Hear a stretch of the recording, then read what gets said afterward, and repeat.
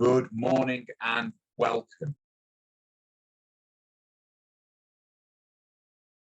So with Frontier Economics, we did a bit of research into, well, what are people's perceptions of economics and economists? And one of the big myths that came out of the research was that people generally thought, if you're a graduate with an economics degree, you're only going to work in banking and finance.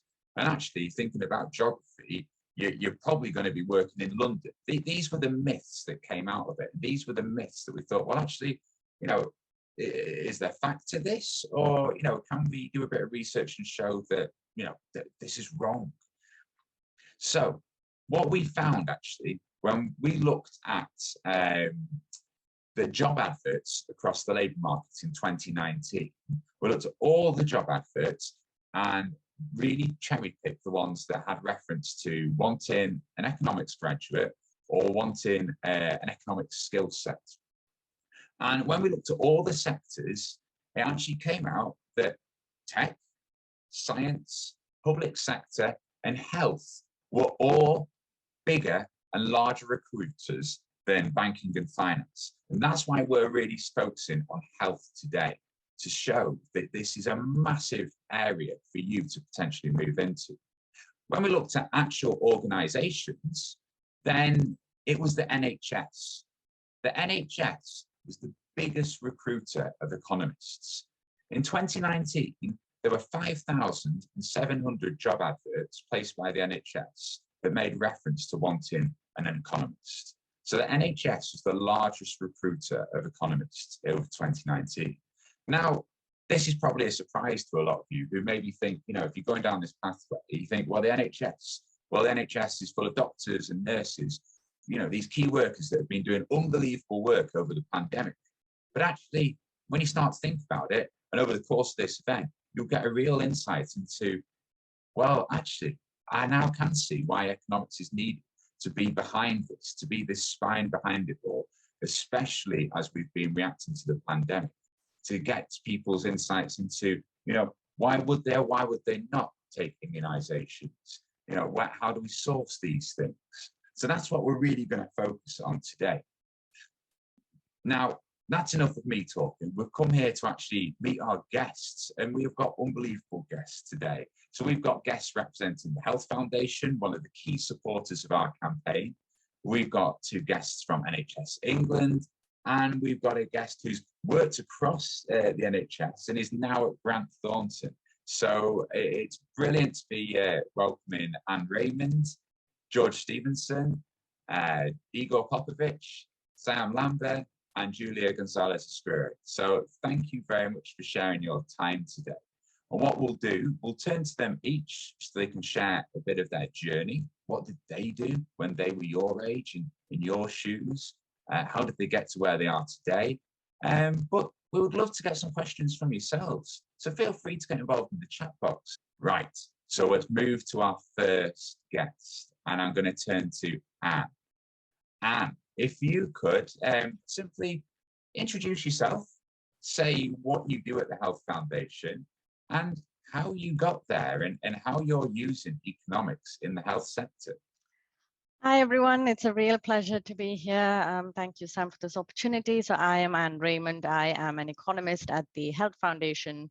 So the Health Foundation is an independent charity that aims to improve health and healthcare for people in the UK. So what they do is they do a lot of research and analysis themselves, but they also fund other academics or other institutions to do their own research to basically find solutions to this issue of actually improving or providing better health and healthcare for people in the UK. So as part of my role as an economist, so I do actually like a variety of things. So we basically try and answer some key questions about some of the key health policy issues of the day. So, and that would involve looking at a lot of data. So like working on a data set, doing some analysis, trying to see what the data is telling us, which will help answer some of these questions, if not fully, at least to some extent. And then actually, if we find something using our analysis, trying and communicating those results. So that's also a very key part of my role, is to make sure that we communicate those results in a very engaging, accessible manner. And we might have different audiences. So to make sure that we tailor our communication to the audience of interest. And I also do a bit of project management as well, because when you're working on a project, you need to make sure that people involved in the project, like you work to particular deadlines. We also engage with stakeholders, because we need to make sure that our research and analysis is being informed by other people who have real expertise in the field. So yeah, we make sure, and like one of the key stakeholders that we constantly engage with is Nhs England. We have representatives here from NHS. So yeah, Nhs England, the government departments on health, social care, local government. So yeah, so we make sure that we engage with these stakeholders as well. Other academics, because academics do a lot of work in this space, different universities. So yeah, so that's essentially what I do in a nutshell. So how I got to here. So I've been maybe like a slightly more unconventional way of getting here. So I've been in more sort of general research roles before this. This is actually like one of my first economist roles, so to speak. So before this, I was working as a research analyst at the London Assembly. So the London Assembly is basically a group of elected politicians who scrutinize the Mayor of London. So this role is based at the Greater London Authority, which is basically London's government. And what I did there was, again, do different kinds of research and analysis to make sure that the assembly members were asking questions that was rooted in evidence and could undertake like good scrutiny. Before that, I worked again within the London government, within their exclusive research team, looking at population data, migration, ethnicity data, doing a lot of analysis on that. Before that, I worked with UCL, and we worked on actually like an NHS project, which was evaluating different technologies that would help older people live like live a better life. And then evaluating the impact of those technologies. That was at UCL. And then before that, actually, I was also working at a behavioral economics project in India, which was focusing on poverty and nutrition. So yeah, and then essentially before that, I was studying. So I took an undergraduate degree in economics and then a master's degree in economics. And then I have been working across all of these different sectors. So actually academia, local government, and now at an independent charity, actually. So yeah, so that's me. Brilliant, thanks, Anne. So amazing kind of diversity there. But was this something when you were sat back at school, you think, that's what I want to do? Did you know this kind of pathway existed? So I was always interested in economics. I knew that. And I also was always interested in maybe not going into some of the more conventional roles, but doing something where I could have a real impact on people, like have a more sort of direct. So I was actually never interested in the sort of like banking, finance, consultancy, core private sector roles. Like that's something that I never really applied to. So right from the start, I mean, my very first job was this behavioral economics project with a few academics from Harvard in India. And and from then it was just, that was always the sort of thing. So like local government, I think it's very nice to be in the thick of things, like you're producing things that are actually read by people who make decisions in government and which can have a direct impact on people's lives. And that has always really motivated me. So yeah, I think that bit, I wasn't sure exactly how. I mean, you could do that in like many different ways, but then that sort of like being in a role that would impact people was something that I think was motivated about right from the start. And I think, we looked at today's generation coming through at school and we looked at them as the people that will create further change, caring about climate. So hopefully, we can inspire more. But was there someone that inspired you on this journey? Was there someone that you looked to and thought, actually, that's who I want to be like, whether it was a teacher, a family member, or an economist, or just a celebrity? So I think, or maybe like just like a combination of influences actually. So the university that I went to do my undergrad, I mean, it was actually quite daunting because it was one of the best in India, and then you studied with like really smart people, and you would have these. I mean, I have to say, over the course of those 3 years, like just in a constant state of, oh my God, like maybe like a bit of imposter syndrome as well, like, am I like really good enough to be here? But then when you interact with those kind of people, like it's amazing like what they can achieve and what they're motivated to do. And so like a lot of my like classmates, like they've gone on to do like amazing things as well, PhDs in from like really good universities, or like with again government positions with like, yeah. So I think yeah, it's just been, I guess, like a confluence of like people that I've interacted with that really motivates you as well to want to do something really impactful. So yeah. And I think, like you say, Anne, I think, from that you create an unbelievable network of people that you can turn to help you with pieces of work, or just generally supporting each other along the way. So, well, Anne, thank you very much for that insight. For our audience, please, if you've got any questions for Anne, do put them in the chat box, and we will be coming back to you, Anne, for some more questions along the way. But really good to kickstart the event with your journey there. Thank you. So next, I'm going to turn to Igor. So Igor, could you share your journey? Because currently you work at Grant Thornton. I suppose maybe, people might not be fully aware who Grant Thornton are, but along the way, you've worked at a variety of different places, and you've actually been involved with the NHS, haven't you? No, I have been. So yes, I do work at Grant Thornton, and for those who don't know, it's an accounting firm. So it's not what you would expect, where you would expect to find economists. But accounting firms are sort of branching out into various areas, and one of the big sort of strengths of Grant Thornton is that it has a large public service unit and does a lot of work with the NHS. And that's not just auditing, which is people sort of think of accountants or tax or things like that, but rather looking at service improvements. So how do we improve NHS services? And one of the things that kind of we as economists bring to that is saying not only what should this service look like, but also what will it actually cost? Sort of what benefit will it bring to the local community?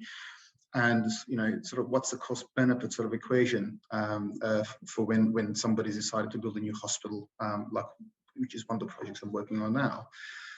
So that's one of the things that I do work on in Grant Thornton. There are other things. So economics group kind of services different areas. So I'll be, one day I'll be working on the NHS. The next day I'm working on international arbitrations when somebody's getting sued for doing something very, very bad. We're trying to get them off. And then there will be cases where there's a big deal, and we're looking at projecting what revenue is going to look like for a particular company that's a target of an acquisition. So it's quite varied work, but NHS does sort of take up a fair chunk of it. In terms of my journey here was quite odd, I would say. I can tell you that when I was finishing school, I had no idea I'll be where I am now. I had no idea what I wanted to do. So I did everything. I went to university and I studied both science and commerce. And in science, I studied chemistry and physics. In commerce, I studied economics and finance, not accounting. So I had no idea what I wanted to do. And it just happened that throughout that sort of journey of university, I finally found what are the things that I actually enjoyed doing the most. Still not where I want to apply them, but I did find that of all the different things that I was doing, I actually enjoyed economics the most. And partly because it is a science, but it's a social science. It's less certain. It's not that something is black or white. There is shades of grey in economics. And that's where kind of that creativity in terms of coming up with answers to complex problems kind of attracted me to pursue a career in economics. And again, I didn't know what I want to do in economics as well. So even when I was nearing the end of my university career, I was just thinking, well, what do I want to do now? Do I want to go work for a bank, which is what my friends seem to do? And a few months into working at a bank, they start looking very tired, and I thought, well, not quite. That's not quite for me. So I decided to go into not quite the public sector, but into a regulator. So into a government regulator, which is basically an organisation that uses economists to replicate what would happen in a market. Like a normal sort of normal market, where the market doesn't exist. So when you have monopolies, things like rail infrastructure and telecommunications networks, where you have one provider and they will set whatever price that they want, whatever quality of product that they want, and the consumer has no say. So a regulator would step in and effectively act for a consumer. So I did that for a few years, and what attracted me to that was this idea of incentives, of actually using other pricing or terms and conditions or non-pricing terms and conditions that you can impose upon a regulated company to make them do something that will benefit a consumer. And again, I still didn't really think about healthcare at all when I was doing that. And I did that for quite a while. I went from the regulator to the private sector to help the regulated companies, and back to the regulator. So bounced around between different organisations, until I got a phone call from the UK, from the NHS, who decided, you know what, this whole market idea, that actually sounds good. Let's just try that in healthcare and see how that goes. And I got attracted to the idea because it was a new sort of field, but this idea of incentives, of actually using things like payment mechanisms, which is what you have in the NHS, using payment mechanisms to change the way healthcare is provided, to change where it's provided, by whom it's provided, when it's provided, what is done to whom, through things like, things that are not, clinical decisions, things like payment mechanisms, I found very attractive. So I moved from Australia to the UK, joined the NHS. Back then, the organisation was known as Monitor. Then it became NHS Improvement, and now it's NHS England, part of NHS England, and worked on pricing. So I ran a team of 20 to 30 people who set a national tariff each year. And one of the biggest, I guess, value adds, I think, to healthcare of the national tariff is both providing information to people, to the NHS, to understand how they compare to others in terms of, what does it cost Hospital X versus Hospital Y to produce a service, and what can Hospital X learn from Hospital Y if Hospital Y is doing it for cheaper, or it's seeing 2 patients where Hospital X is seeing 4 or 5. So that was one of the things. And the second thing was to actually incentivize different hospitals or trusts, as I know, to do things differently. So we, for example, gave them a greater payment if they did it in a particular way. So if NHS England said you should do A, B, or C when you're seeing a patient, rather than X, Y, and Z, we would actually give them a greater payment to do A, B, and C, and less of payment to do X, Y, and Z. So that's where economists kind of stepped in to provide incentives onto trust as a whole, not to the clinician to say you must do that, but rather if you do it in a particular way, you'll get you get overcompensated or undercompensated if you do less. And then also then to take information back from them and say, well, you want to do things in a particular way. How do we enable you? How do we get out of your way to go and do things in a better way? So how do we encourage that by providing additional payment for you to do research, for example, providing you payment to give advice to people rather than do things. So these are different things that you can kind of do with economics to kind of create these incentives for people to do things that they think are better things, or things that stop things that you don't want them to do. And just one sort of thing that I saw in the chat, there are sort of people kind of looking at changing careers. And one thing that I did notice actually when I was working at NHSI was that a lot of the people, including the person who, my boss basically, who was working as a health economist, started off as something else, as a clinician. So he was a clinician, he was a GP to start off with, and he became a specialist, and then decided, what, I like this whole idea of, setting incentives, and became an economist, and went from being a clinician to being a health economist. So providing a different kind of benefit to the same group of people that he really cared about, and that were his patients. So yeah, so that's kind of broadly my journey. It's kind of like a squiggly kind of line to get to a certain point. And you know what? It doesn't end here. Where I'm going to go tomorrow, I have no idea. That's an amazing insight, and I think incentives to kind of create that change and have a positive impact. But yeah, I was really interested in that dynamic of the people within the NHS that are maybe seen as the frontline staff, and yeah, that change, the clinician going to an economist. And I suppose working in that environment, you imagine there must be very satisfying things that you can see as positive outcomes.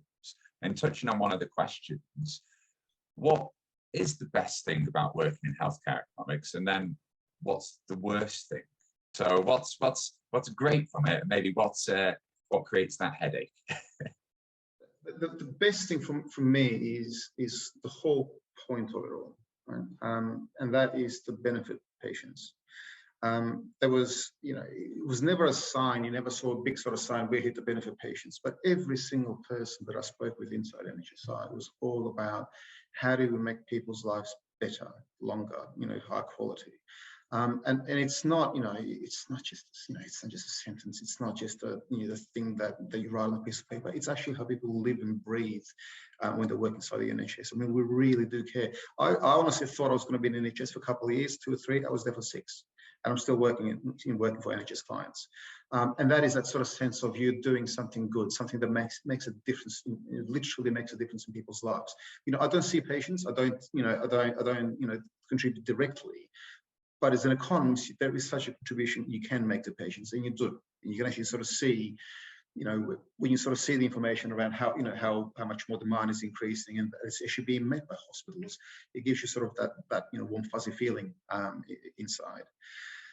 But there is a downside. I mean, the most frustrating thing about the NHS is that I call it the Titanic, not because it sank, but because it's this big organization. It's enormous. I think it's only second to the People's Liberation Army of China or something like that. It is an enormous organization. It's very hard to steer. To institute change, there's a lot of moving sort of parts you need to kind of bring together. You need to bring together the political will, the clinicians, the different sort of hospitals, the systems. There's so many different parts you need to bring together in order to move in the particular direction.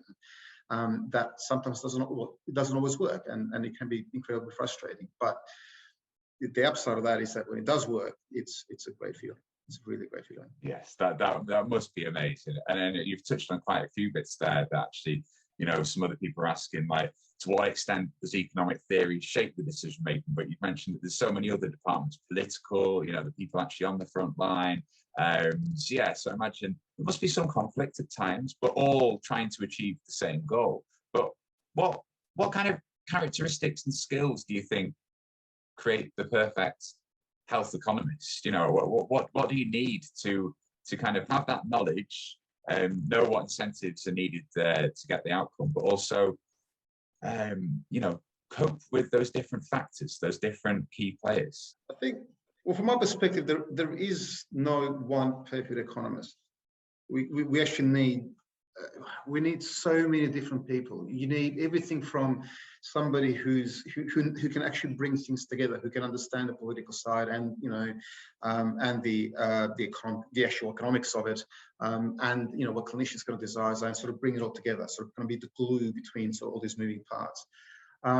But then on the other hand, and that's very useful, because otherwise you can't get things happening. You can come up with a best solution, and if you don't have that person who can make it happen, bring all these different parts together, it's not going to happen.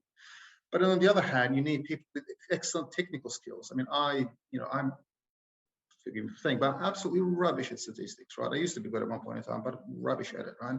But I was surrounded by these people who were so good at it. They were very good at this particular sort of, they had this particular technical skill to actually analyze the data that it sort of, you bring in, and NHS is awash with data. So if you like working with numbers, you'll be a happy person. So to be able to actually use something that's that's so chaotic and bring order to it and say, well, from this data, I can actually give some insight. I think that this is where kind of this is where patient growth is going to be the highest in these conditions, in these areas, because you have, great levels of obesity here, or great deprivation there, or population increase there. So it's a variety of skills. It's, there are so many different people that make the perfect economist. And the idea is to bring them all together to actually to create magic. Brilliant. So it comes back to diversity. Diversity is important, isn't it? Hey, well, Igor, thank you very much for sharing that journey. I mean, the questions are flowing in.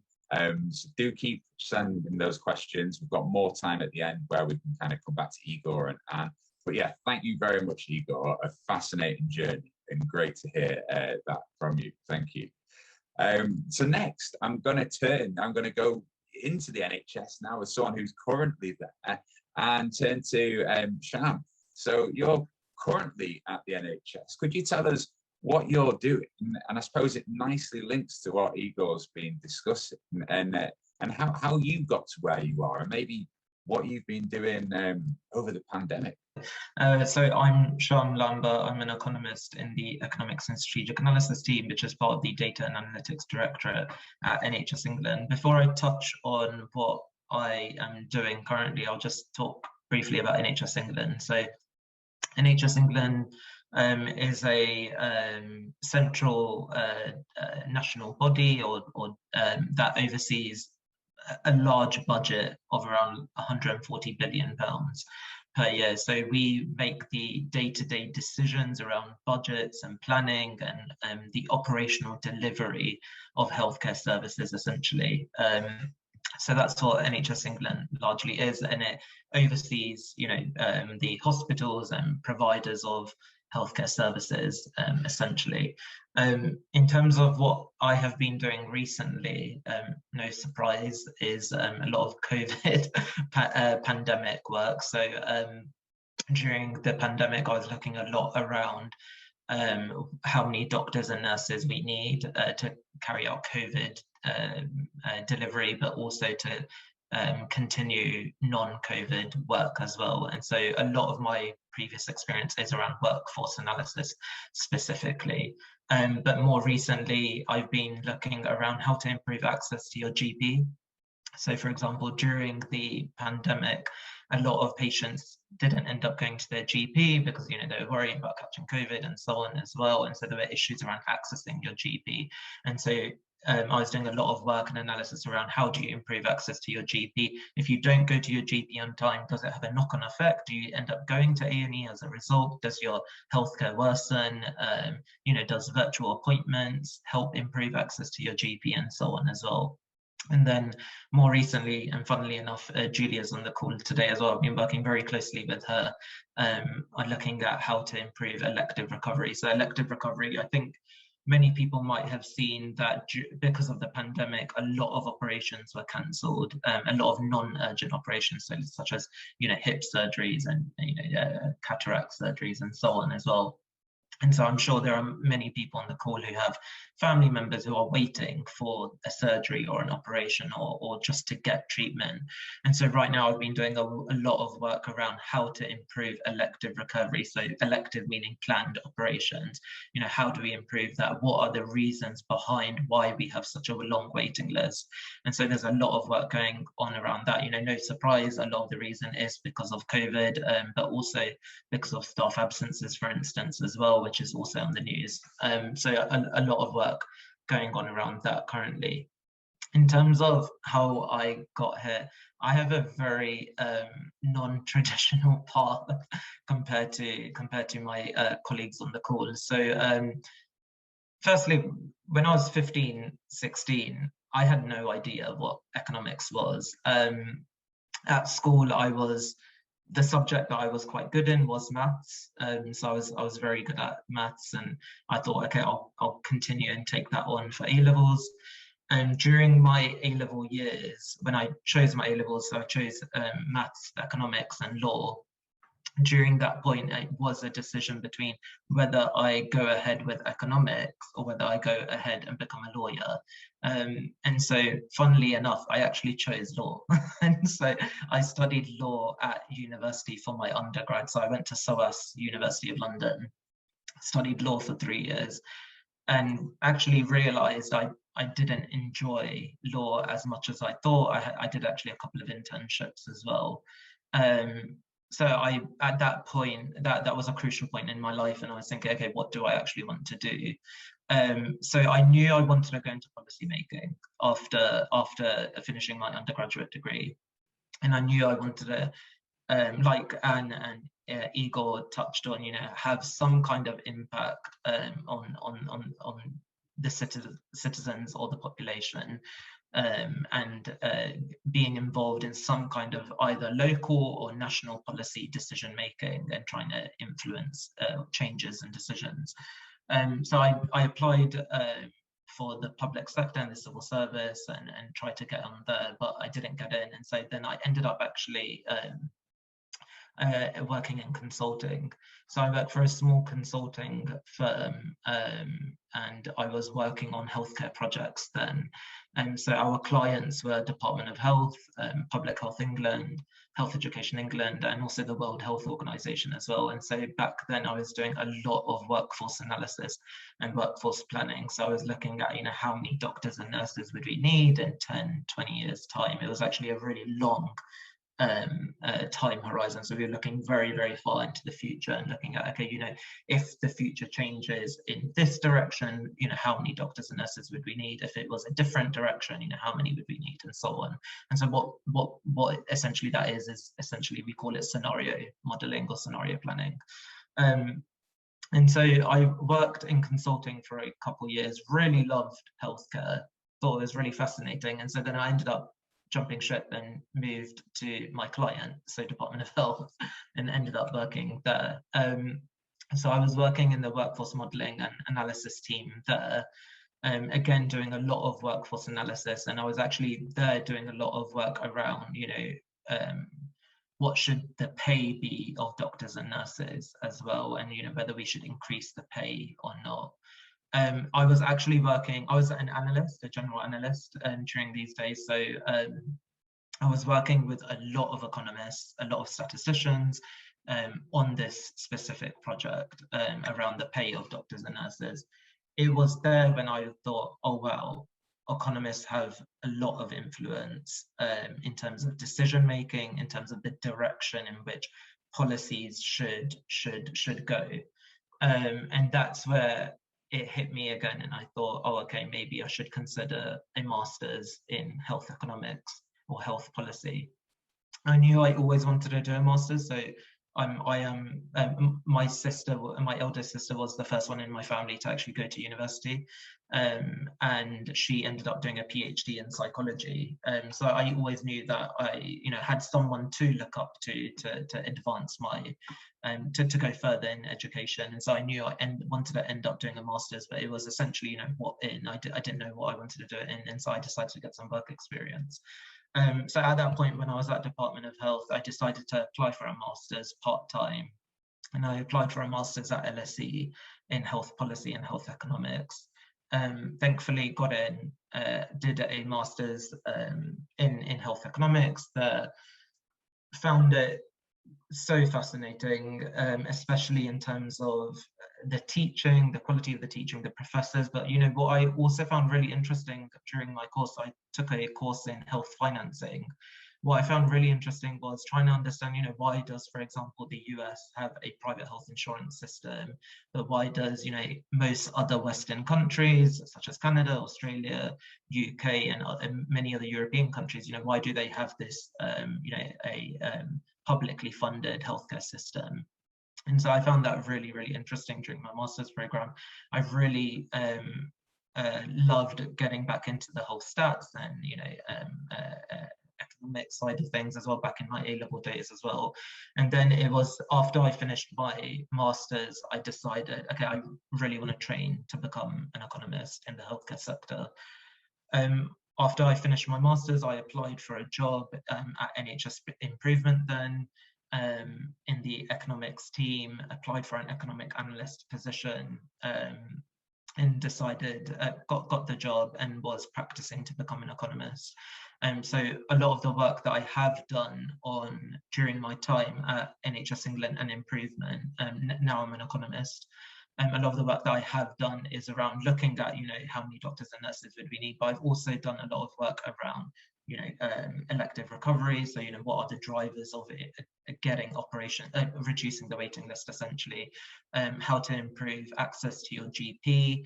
But also I've actually done, and I saw a question earlier on sustainability, I was involved in the net zero carbon project as well at NHS England. So the NHS have become the first healthcare system in the world to go to net zero. So as part of that project, and it was a huge program. There were so many analysts and policymakers and program managers and academics and so on involved in this project, and we were looking at what are some of the interventions that we want to introduce to reduce our carbon emissions. So one of the things that I looked at was, should we no longer buy goods and services from certain suppliers who aren't committing towards their net zero ambitions either? Another one I looked at was, how do we reduce food waste in hospitals? So a lot of patients, if they're sick and they're in hospital, they can't, they may not like hospital food, or they may not have the appetite to eat as much, and so on. And so that's a huge cost and a huge waste to the sector as well. And so there was a lot of discussions around, what are some of the interventions or policies that we can introduce to reduce that as well. So yeah, I think that's largely a nutshell from me. But I guess in terms of also economics in the healthcare sector, a lot of economics is about demand and supply. And so you have patients demanding healthcare treatment, or the population demanding healthcare services when they fall ill. And then you have doctors and nurses supplying healthcare services. And so a lot of that is trying to understand, okay, what's the best way to allocate resources, or where to put our money, and so on as well. I do also just want to add as well, when I was 15, 16, I didn't know what economics was. And I actually thought economics, accounting, and finance was all the same thing, which it is not. And I think I just did a quick Google right before this call, and for those that aren't sure what the differences are, to put it quite simply, like, a lot of accounting and finance is about money that is spent, or where it will be spent. So accounting, a lot of it is about, for example, profit and loss. Finance, you already might be familiar, those on the call, with the stock market, and so a lot of finance, a lot of things around finance might be around that. But economics takes into account money, such as that it does in accounting and finance, but it also considers other things such as labor, goods, and services. And it's also less about business, but more about societies, and how you introduce policies or interventions to change or impact decisions at a local level or a national level. And so I think that's what economics is largely more about, if for those on the call that are more interested in having an impact on society and changing certain decisions as well. That's amazing. I think that's such an important point to make out, because we know so many young people don't have access to economics at their schools. So if you don't have it as a GCSE or A-level subject, you maybe don't have that teacher in front of you saying those words and actually telling you what it could be. But it's amazing, I think, that you've kind of shared that actually, because one of the questions said, how can you see the impact that you've had? But the net zero already is one where you can see the impact, because I imagine for a lot of things, it is a long-term game, isn't it? And it will be a long time to see the impact of these pieces of research and decisions. But one thing I wanted to ask was, how hard is it, when you're dealing with something like the NHS that is in the public eye?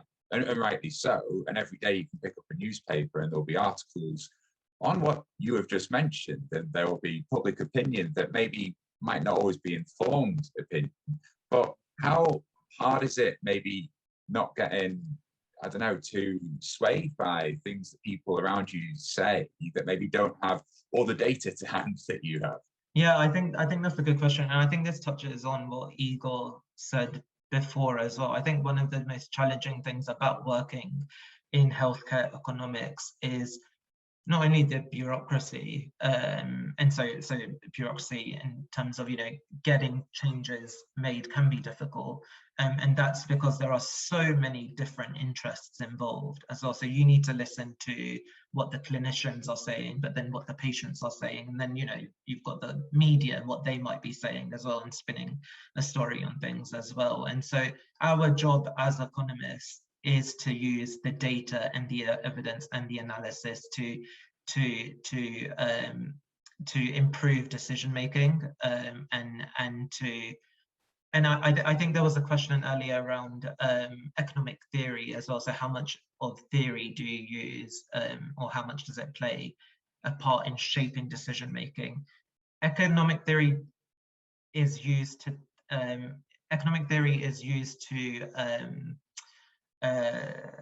sway discussions, but we use the theory to test through evidence and data. We use evidence and data to test those theories to understand if it's, you know, yay or nay. Essentially, that's what economists a lot of the time do. And so, if there are certain theories that may shape decision making, we have to use the evidence and the data around to test whether that is the case or not, as well as to take into account a wide range of other factors as well. And so in economics, there's a lot around trade-offs as well. You know, do you put your money in one place, or do you put it in another place? You know, or, you know, how do you improve quality of care, but also how do you reduce waiting times and so on as well. And so yeah, I think what you said, Sam, earlier around hearing all of the media and so on talk about the NHS and the public sector, a lot of it, our role is to just use the data and evidence in hand that we have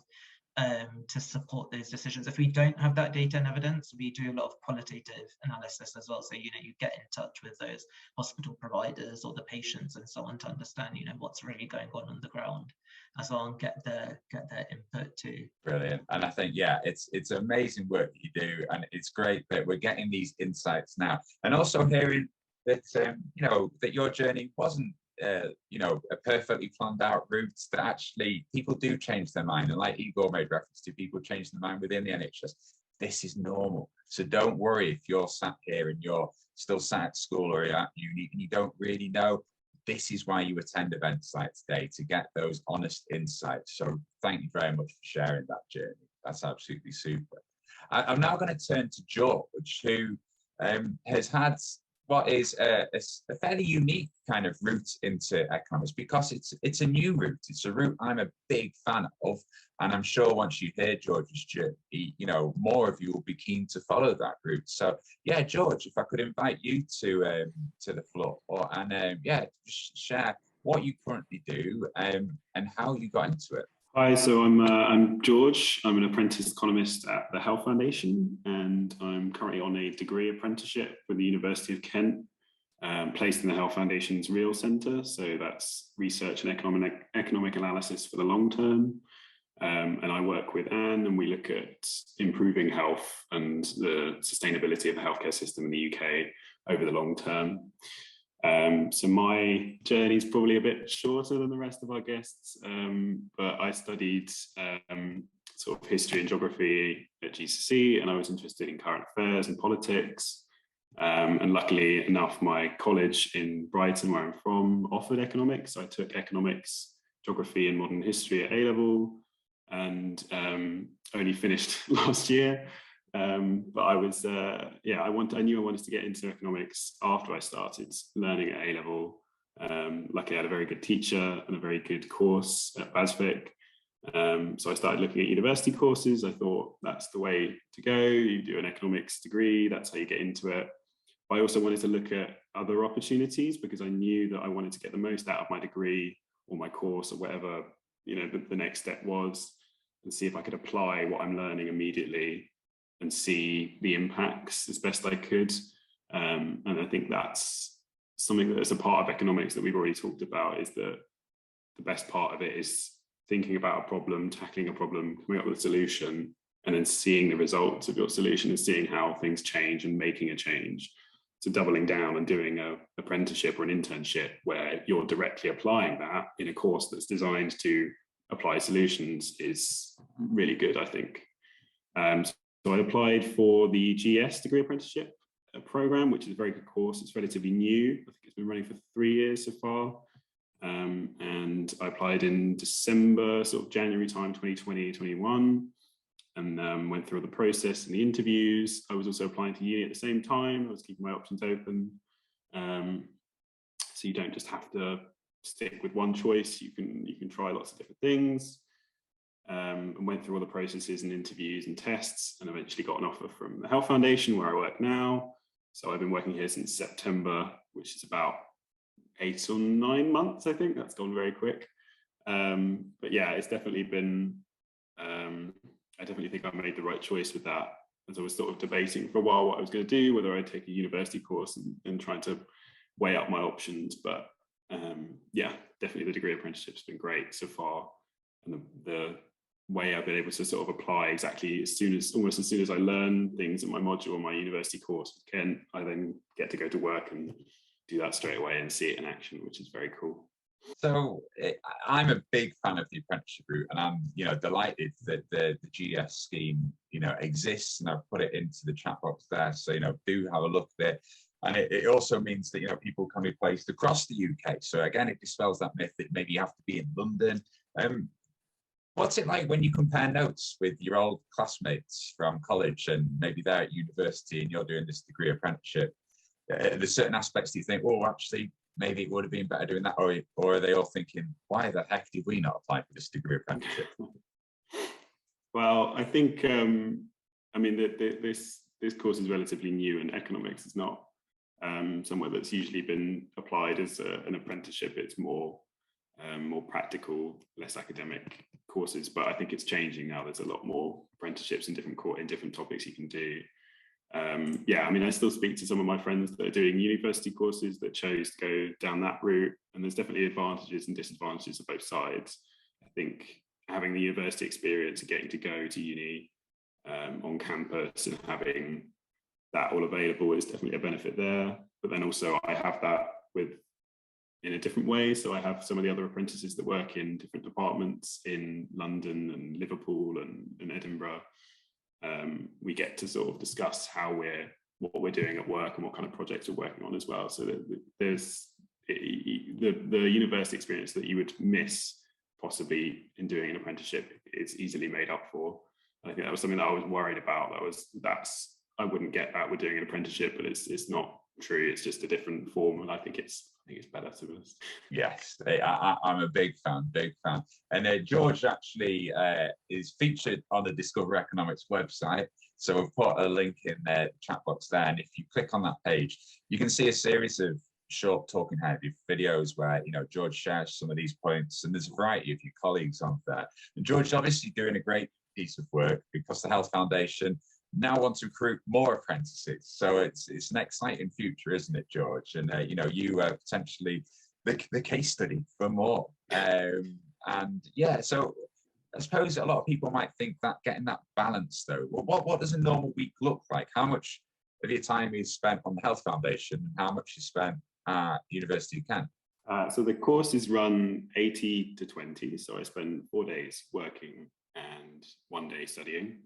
And then I occasionally take extra study days or more work, depending on if I have exams or if it's busy at the Health Foundation. So my courses, my day is usually quite diverse. Like I'll have projects that I'm working on, but I also have lectures that I might want to watch about economics or different meetings at work that you have the sort of workplace experience. I'll be doing things like meetings and talking to colleagues and getting to know the office and things like that, talking to different teams. So it's not just the real centre, which is our sort of economics team, but also learning about the communications team and the data analytics team as well. So you get all of that work experience, as well as then studying. So after my working day, I might do a bit of studying or revision, or on a Friday, I'll have lectures.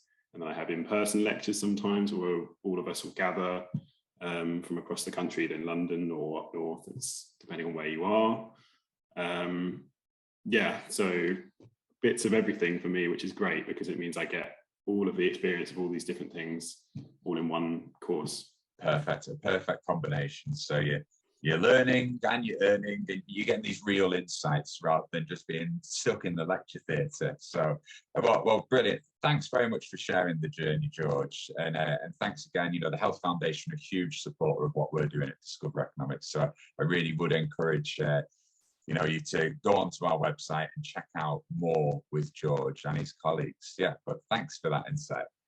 So I'm going to turn to our final guest, Julia. So Julia also works at the NHS. And yeah, Julia, it'd be great to I know you work closely with Sham, but it'd be great to hear, what do you do? What does a normal day look like? And how did you get to where you are today?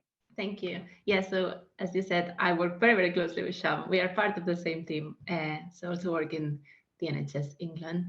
But I think I'll answer first how I got here. So I'm from Spain, from Barcelona. And when I was doing the equivalent of the GCSE, I think you call it, I was almost set on doing science.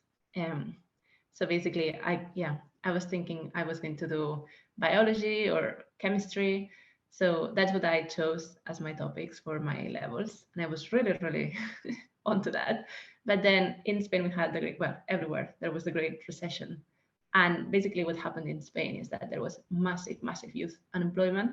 And as a result, there were like lots of demonstrations in the streets. And there were lots of speeches from like famous economists in the street that they were like basically preaching for reform and saying how we could change society for better. And that really, really caught my attention. And I kept thinking, although I want to spend, my career in a lab and really not understand what is happening with society. And I felt that was like something I was really interested about. And also in parallel, what I was a little bit sad about career in science, if you may, was that I would miss everything that was to do with like history and philosophy and all this side of economics that sometimes people don't talk about. But really, economics is a social science. So there is much more to it than just stats and maths. And it's a part that I really enjoy, actually. So that's why in the end I decided to go for economics. Everyone was very surprised because it was, a bit of an unexpected turn of events for me. But I went to uni in Barcelona. I really, really enjoyed it. And even though initially I was maybe a little bit more interested in like what typically has been macroeconomics, so trying to understand how to make the economy of countries like Spain better. Then I actually realized that what I was most interested about was the welfare state. So this is anything that has to do with improving the services that society has. So this is healthcare, education, etc. So I started to go down that route and then decided to do a master's in economics in the UK because I really wanted to understand a little bit more about this type of like more microeconomics. And also I felt I wasn't actually done with learning. So I had done a placement in Spain for like 6 months or 8 months, but I felt I still wanted to learn more. And so I went to uni in the UK. And I think what was very good about coming to uni in a different country is that there was a different spin to economics. And I learned things like development economics that perhaps is not as big in Spain, and that I found really, really engaging. And that's when, so I contacted someone from my university in Barcelona that was working in the UK to ask them what's life in the UK, what do I expect from uni here? Like this is a new country for me, right? So I was like, please someone help me, what should I expect? And then basically she was working for what then was an NHS improvement and told me about economists in healthcare rather than healthcare economics. And basically I found that really engaging. And I applied for a job in her team and got it. And basically I was thinking earlier of all the different projects I've been working on during the last few years that I've been in the team. Actually only 5 of them have had nothing to do with pound signs, if that makes sense. A lot of them, that is like 15 or maybe 10 of them, have had nothing to do with costs or finance or money.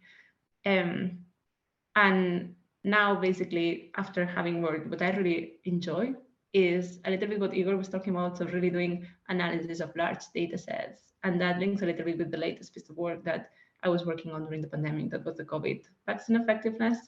So that was really interesting because I had access to basically all the patients in the NHS, and some of them were having their vaccine, and it was a very interesting challenge trying to match the analysis I was doing with the policies that were happening at the time, because obviously not everyone got the vaccine at the same time. So then it was very interesting to try to incorporate the different phases of the vaccine rollout and trying to understand, for example, there is a very big component of economics that is behavioral economics, so how people behave. So trying to incorporate that into the analysis. So do people become a little bit more risky once they've had their vaccine, and then they're more likely to get COVID because they think they are protected, and then they go on with their lives. So I found it was like, I really enjoy working in NHS because you touch on many, many different topics and everything at the same time. and actually linking to the question of like, what's the biggest challenge or what's the best and worst of working in the NHS? So for me, it's the same thing. For me, it's or healthcare. It's the fact that there are so many problems and challenges all the time, and some of them unexpected. Like suddenly a pandemic, I would have never thought I would be working in healthcare when, you know, there was a pandemic. But that's the beauty of it. You never know what's going to come next, and you have to be quite resilient. And also, there is a beauty in working in a new challenge every so often. So yeah. That's brilliant, Julia. And apologies, I think there might have been some tech issues with Julia's camera there. So apologies if you couldn't see Julia, but we could all hear those words, which are absolutely super. And yeah, great kind of insights into the fact that, you know, economics and just studying generally can give you an unbelievable opportunity to travel, you know, and you know, go to other parts of the world, and you know, like Julia said, bring you into situations that you maybe could never have ever imagined. So yeah, brilliant insight, Julia. And I know there's a few questions in the chat box that, and you know, some people are thinking, well, actually, you know, I am based in another country, would love to travel. What opportunities are the next? Well, we will be sharing via email some kind of suggestions of things you can do next from here. And I know George has kind of pinpointed one suggestion that of the next apprenticeship opportunity with the Health Foundation. So keep an eye on that. But we will share an email with some kind of what next to do for all of you. But I am conscious that we're getting to the end of this event. So what I would like to do is just turn back to our colleagues and get them just to share one short top tip. So if I go back to you, Julia, what top tip would you give to our audience?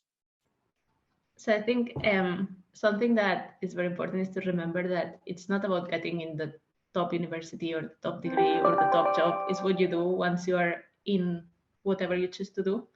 And I think that's something sometimes that we forget. So it's not so much the label of where you are, it's what you do once you're there. Definitely. George, to you. I would say probably trying to apply what you learn. So whether you go for a university course or an apprenticeship or an internship whilst you're at uni, whatever it is, find a way of getting some real experience and seeing what you're doing be applied in the real world. Brilliant. Thank you, George. And Sham, you. I think the best advice I got from two economists I worked with in my current place is, you know, what kind of economist do you want to become? If you are interested in economics and you are thinking about becoming an economist, there is no one perfect fit, as Igor mentioned before. If you're not super at maths and stats, that's completely fine. A lot of economics is also, you know, communicating and building good relationships and being able to clearly lay out your message as well. And so you don't need to. Economics is not only just maths itself. So yeah, I think that's my advice for everyone. A big one. Yes, don't be scared off by the maths and look at the course criteria. Some do ask for maths A levels, some don't, but we need a variety of economics. Igor, back to you for a tip. I'd say keep trying different things. There's different sort of ways of attacking the problem, and there's different sort of ways of getting to a solution. And don't worry about getting it wrong. I think, you know, one thing that economics can tell you is that there is no right or wrong. There are better ways and less so, but there is no wrong way. And the key thing is just to learn from, you know, things that don't work out, and make improvements. And again, this is what most of what economics does, is offers a way of improving. Yes, you've got to make mistakes to learn and grow. Yeah, good words, Igor. And finally, Anne, what's your top tip? I think thinking of the skill set that you would need for the jobs that you would want to apply for in the field. So communication is really important. So maybe improving on your writing skills, thinking of training or doing training for that. and also just being like reading and being curious and just being aware of like current affairs and like what's happening with like policy in the field of your interest, because that is always something that is really valuable, and being able to talk about those issues in like interviews and things are always appreciated by the interviewers. So yeah, just being aware of what's happening around you and training on things like communication, really valuable. Yes, I think, often, of course, you want to get top grades at university and at school, but it's so much more. So, do pay an interest into, what's happening around you, read the news, do that further reading, come to events like this, and once we share the email afterwards, check out the other resources so you can attend more events, apply for those internships, virtual work placement opportunities, so you can really develop that skill set. So we have just launched the poll for the end of this event, so do put your answers in there. We have run over a little bit, but that's because there's been so much great insights and advice from our panelists. So I'd just like to say, thank you to Anne, to Julia, George, Igor, and Sham. Some super insights. So I really appreciate, it's brilliant having guests on from the Health Foundation, Grant Thornton, and NHS. I hope you've all got a lot from this event. You can see on the chat box there some links to our social media. Do get involved, follow us on there. We've even bravely entered the world of TikTok recently. So have a look on there and check out those links that George has been sharing as well. So if you do want to become the next apprentice at the Health Foundation. So thank you very much for taking part in today. And yes, watch this space for our next event. Take care, everyone. All the best.